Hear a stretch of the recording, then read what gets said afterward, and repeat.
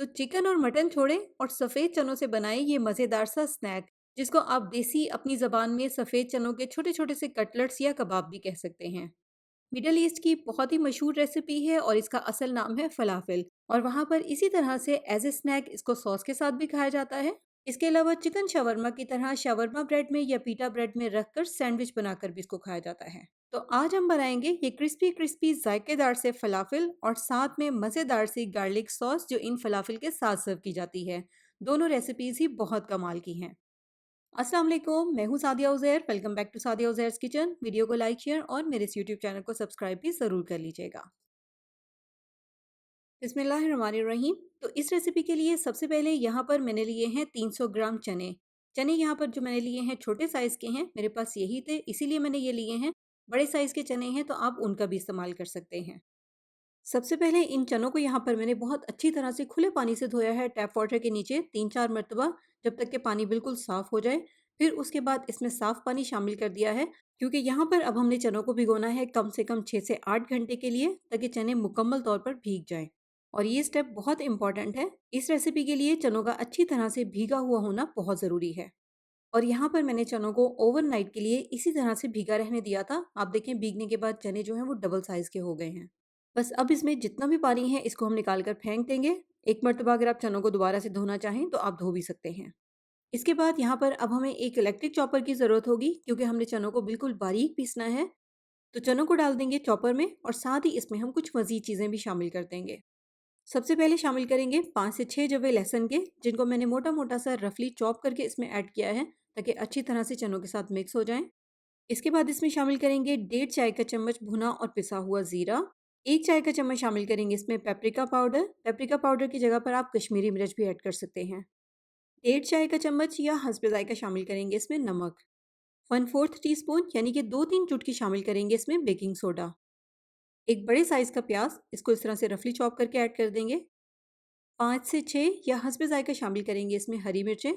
मिर्चें अगर आप ज़्यादा भी ऐड करना चाहें तो आप कर सकते हैं, लेकिन फलाफिल बहुत ज़्यादा स्पाइसी नहीं होते। इसके अलावा इसमें शामिल करेंगे हरा धनिया। हरा धनिया इसमें थोड़ी-सी ज़्यादा क्वांटिटी में ऐड होता है। डंडियों के साथ ही यहाँ पर मैंने इसको शामिल कर दिया है। और पीसने के लिए थोड़ा-सा पानी इसमें शामिल करेंगे। जितना मुमकिन हो उतना कम इसमें पानी शामिल करें। और आप देखें यहाँ पर मैंने 1/3 कप में पानी लिया है। 1/3 कप से भी थोड़ा-सा कम पानी ही है। बस पानी इसमें हमने इतना ही शामिल करना है जितना पानी चनों को पीसने के लिए ज़रूरी है, ताकि चने आसानी के साथ पिस जाएँ। इस बैटर को हमने पतला नहीं होने देना। बस पानी शामिल करने के बाद इसमें मैंने कुछ भी मज़ीद ऐड नहीं किया। पानी शामिल करेंगे और चनों को इन सारी चीज़ों के साथ बहुत अच्छी तरह से पीस लेंगे। और पीसने के दौरान इस तरह से चॉपर को थोड़ी-थोड़ी सी देर के बाद साइडों से साफ़ करके इस मिक्सचर में मिक्स करते रहेंगे, ताकि चने और सारी चीज़ें बहुत अच्छी तरह से पिस जाएँ और मिक्स होकर कंबाइन भी हो जाएँ। यहाँ पर चनों को बारीक पीसने में थोड़ा-सा ज़्यादा टाइम लग सकता है, इसलिए पेशेंस से काम लीजिएगा। मुझे कम से कम इनको 5 से 6 मिनट लगे हैं पीसने में। बस अच्छी तरह से पीस लेने के बाद अब हम इस मिक्सचर को एक बाउल में निकाल लेंगे।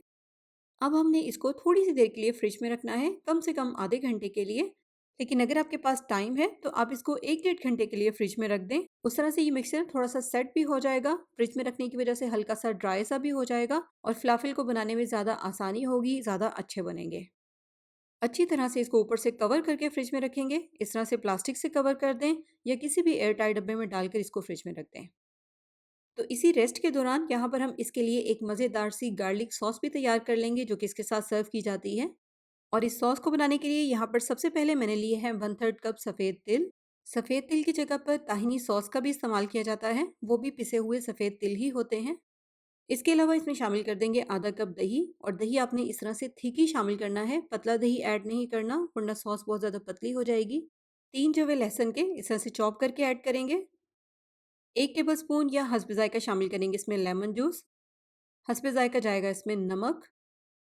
और 1/4 कप ऑलिव ऑयल। वैसे तो इसमें ऑलिव ऑयल ही जाता है, लेकिन अगर ऑलिव ऑयल नहीं है तो फिर आप इसकी जगह पर इसमें थोड़ी-सी मेयोनीज़ ऐड कर दें। ऑलिव ऑयल शामिल करने के बाद यहाँ पर इसको मैंने डाल दिया है एक ब्लेंडिंग जग में। बस अब हम इन सारी चीज़ों को बहुत अच्छी तरह से पीस लेंगे। पीसने के दौरान इसी बात का ध्यान रखिएगा कि जो हमने इसमें सफ़ेद तिल ऐड किए हैं, जितना मुमकिन हो सके बिल्कुल बारीक पिस जाएँ। ये देखें फलाफिल के साथ सर्व करने के लिए मज़ेदार सी गार्लिक सॉस भी तैयार हो चुकी है। बस कवर करेंगे और इसको भी थोड़ी सी देर के लिए फ्रिज में रख देंगे। और लीजिए यहाँ पर जो मैंने फलाफिल का मिक्सर तैयार किया था, इसको मैंने 1 घंटे के लिए फ्रिज में रखा था। बस अब हमने इससे फलाफिल को शेप किस तरह से देनी है ये आप गौर से देख लें। वैसे असल में तो फलाफिल को शेप देने के लिए फलाफिल मेकर का इस्तेमाल किया जाता है, लेकिन उसी तरह की एग्जैक्ट शेप हम इस तरह से एक कुकी कटर की मदद से भी दे सकते हैं।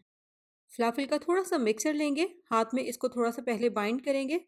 छोटे साइज का कुकी कटर लेकर ये मिक्सर बाइंड करके इसके अंदर रखेंगे।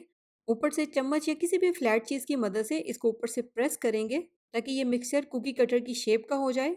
अच्छी तरह से इसको प्रेस करना है ताकि मिक्सर में कहीं पर भी एयर या गैप ना हो।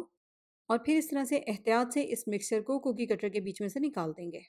वैसे तो ये फलाफिल की एग्जैक्ट शेप है, लेकिन अगर आप चाहें तो आप फलाफिल इस तरह से छोटे छोटे से कबाब की शेप के भी तैयार कर सकते हैं। अब एक बात का और ध्यान रखिएगा कि फलाफिल क्योंकि बहुत ज़्यादा सॉफ्ट होते हैं, इसलिए इनको शेप देने के बाद आपने इनको इस तरह से प्लास्टिक के ऊपर ही रखना है ताकि इनको ऊपर से उठाना आसान हो। अगर आप इनको तैयार करके डायरेक्ट प्लेट में रख देंगे तो फिर प्लेट के ऊपर से उठाना इनको आसान नहीं होगा, उठाते उठाते इनकी शेप खराब हो जाएगी।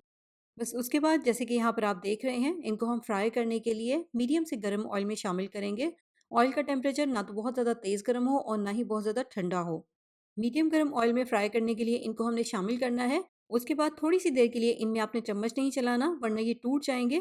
जब ये अच्छी तरह से सेट हो जाएं, चम्मच लगाने से टूटे नहीं, फिर आपने फ्लेम को रखना है इसके नीचे मीडियम लो के दरमियान में। हल्की आंच पर इस तरह से थोड़ा सा उलटते पलटते हुए इनको फ्राई करेंगे ताकि फ्लाफिल ऊपर से बहुत अच्छी तरह से क्रिस्पी भी हो, इनके ऊपर कलर भी आए और उसी के साथ साथ ये अंदर से भी बहुत अच्छे से पक जाएं। कम से कम यहाँ पर मुझे 5 से 7 मिनट का टाइम लगा है इनको हल्की आंच पर पकाने में। आप देखें, बताने की बिल्कुल भी ज़रूरत नहीं है, देखने में ही ये ऊपर से कितने क्रिस्पी क्रिस्पी लग रहे हैं। और ये जो गार्लिक सॉस हमने तैयार की थी, ये भी आप देखें फ्रिज में रखकर थोड़ी-सी और थिक, क्रीमी और मज़े की हो गई है। अब मिडल ईस्ट में ये ऐसे भी खाया जाता है एज़ ए स्नैक के तौर पर, या फिर जिस तरह से चिकन शवरमा तैयार किया जाता है, सेम उसी तरीके से पीटा ब्रेड में या शवरमा ब्रेड में पहले ये गार्लिक सॉस लगाई जाती है, फिर उसके बाद चिकन की जगह पर ये फ्लाफल रखे जाते हैं। फ्लाफल के साथ ही उसी ब्रेड में अगर आप फ्रेंच फ्राइज़ रखना चाहें या फिर जो सिरके वाला पिकल होता है, मुख्तलिफ सब्जियों से तैयार किया हुआ मार्केट में आसानी के साथ मिल जाता है, वो भी थोड़ा-सा आप इसमें रखकर सर्व कर सकते हैं। अब अगर आप उस तरह से सैंडविच ना भी बनाना चाहें, तो यकीन करें ये खाने में वैसे ही बहुत मज़े के लगते हैं। ऊपर से क्रिस्पी-क्रिस्पी और अंदर से आप देखें मुकम्मल तौर पर पके हुए, ज़ायकेदार और सॉफ्ट। तो मज़ीद इसी तरह की बहुत सारी रेसिपीज़ आप मेरे यूट्यूब चैनल पर देख सकते हैं। चैनल को सब्सक्राइब करके नोटिफ़िकेशंस भी ज़रूर ऑन कर लें। वीडियो को लाइक शेयर करना भी बिल्कुल मत भूलिएगा। अपना बहुत सा ख्याल रखिएगा, दुआओं में याद रखिएगा। Thank you for watching. अल्लाह हाफ़िज़।